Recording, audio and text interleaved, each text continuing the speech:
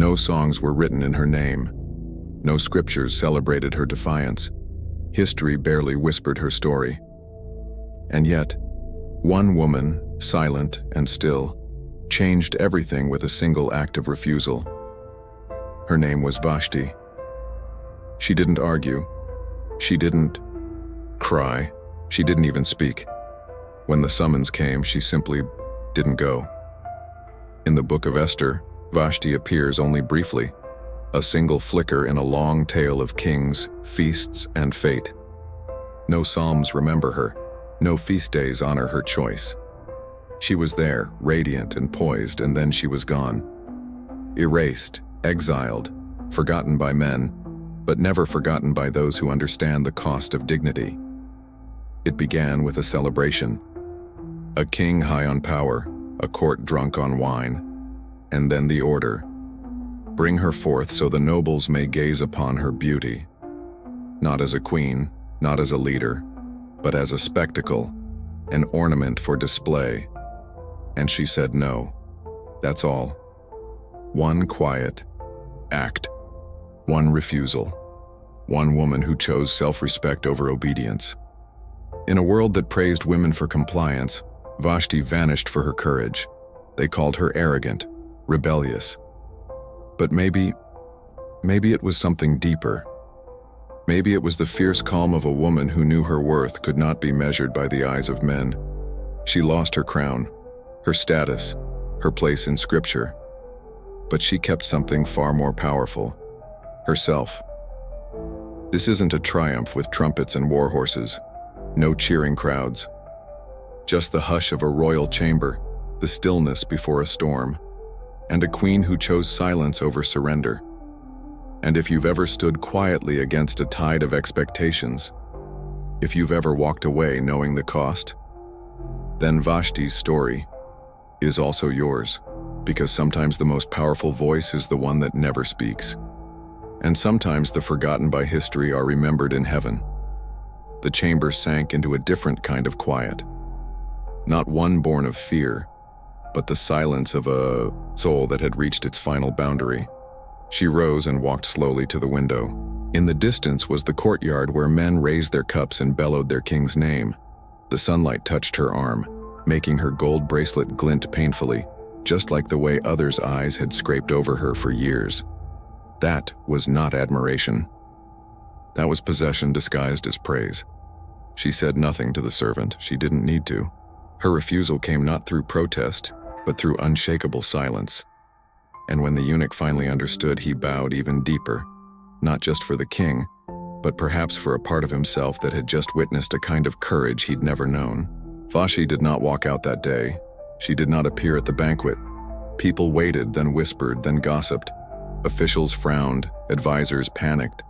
But in her mind, there was no space left for panic. She knew when a woman is summoned simply to please a crowd, then silence becomes the greatest form of defiance.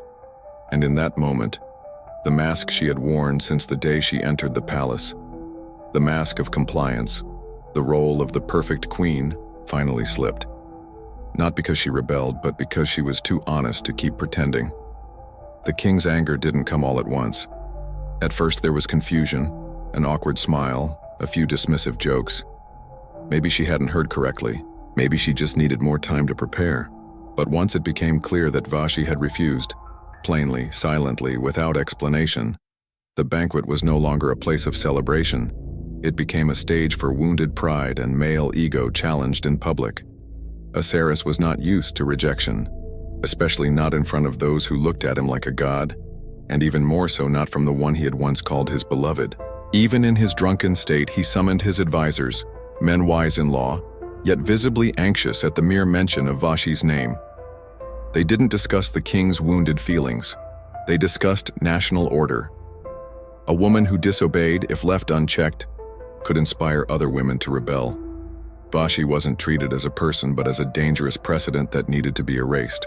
So, a royal decree was issued. Short, cold, final. Vashti was stripped of her title. No trial, no pardon, not even a formal farewell. From the highest seat in the royal household, she became nameless in her own story. No one knows what she thought that night. Maybe she stayed awake, maybe she cried, or maybe she just sat in the dark, feeling a kind of stillness the throne had never allowed. No more guards outside the door, no more whispers in the halls. Just her alone holding on to a choice that could never be taken back. It's easy to look at the aftermath and call it failure. Easy to think she was wrong. That if she had just stepped out once, everything would have remained hers. But who defines loss? And aren't there things that once surrendered can never be reclaimed? Like self-respect, freedom, or the calm gaze we meet in the mirror each morning? No monuments were built for Vashti.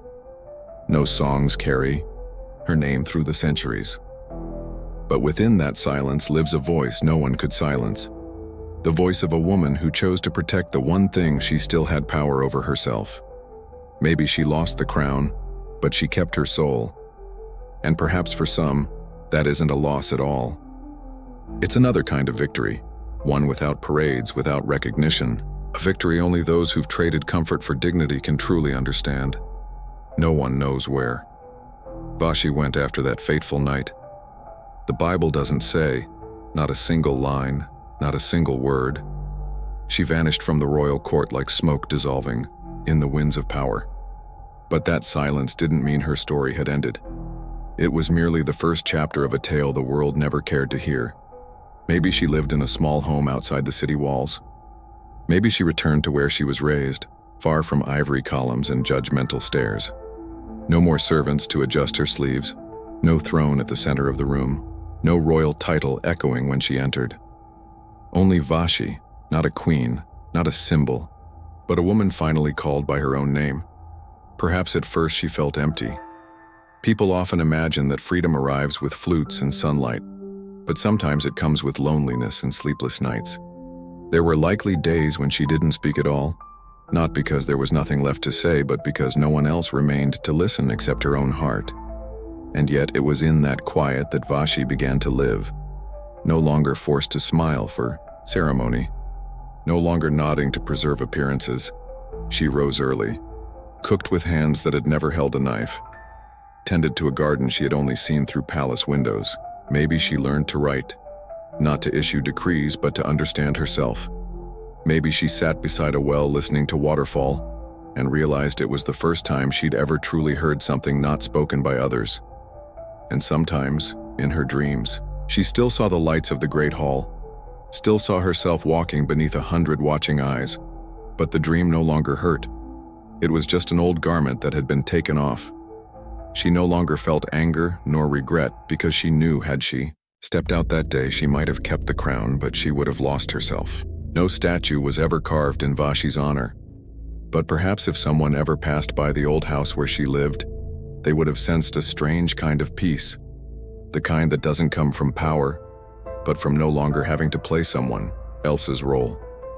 There are no records of Vashti's final years. History stays silent. Her story ends the moment she disappears from the court, as if she had never existed. But sometimes it's what isn't written that lingers the longest. People still remember Esther for her bold words, for the triumph that followed, but Vashti lives in the blank space between two chapters. Not because she was forgettable, but because she chose to walk away from the role written for her. If Esther was elevated to fulfill a greater purpose, then Vashti was the one who stood her ground even when no one asked her to. No monuments bear her name, no praises were penned in her honor. And yet somewhere across the centuries there are women who stumble upon her name in the book of Esther and pause.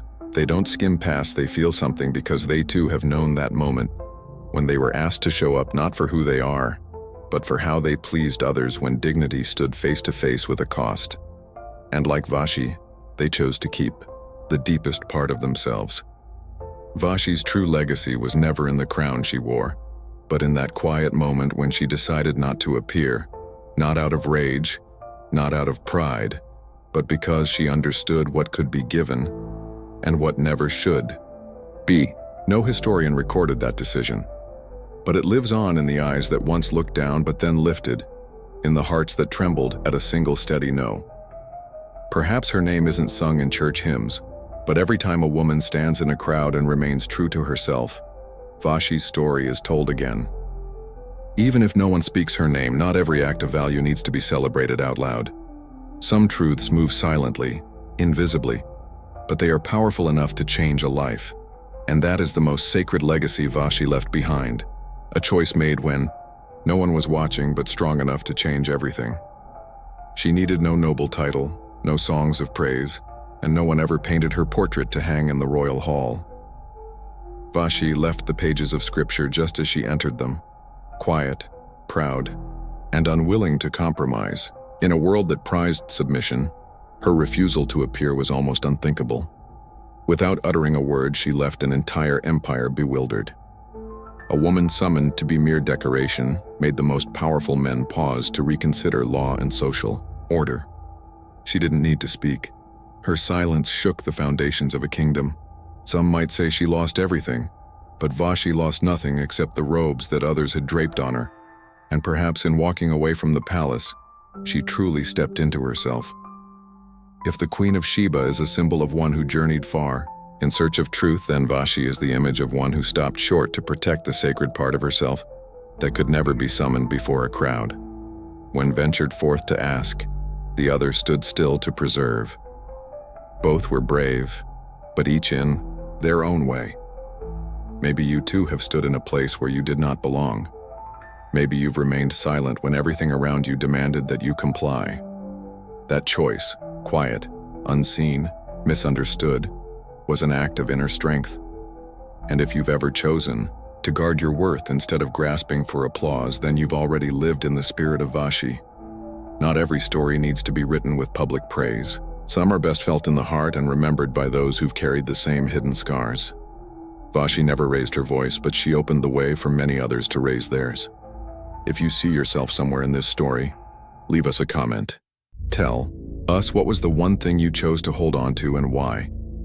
And if this story touched you, subscribe to channel where the quietest lives are honored and the voices history tried to forget are remembered with all the respect they deserve.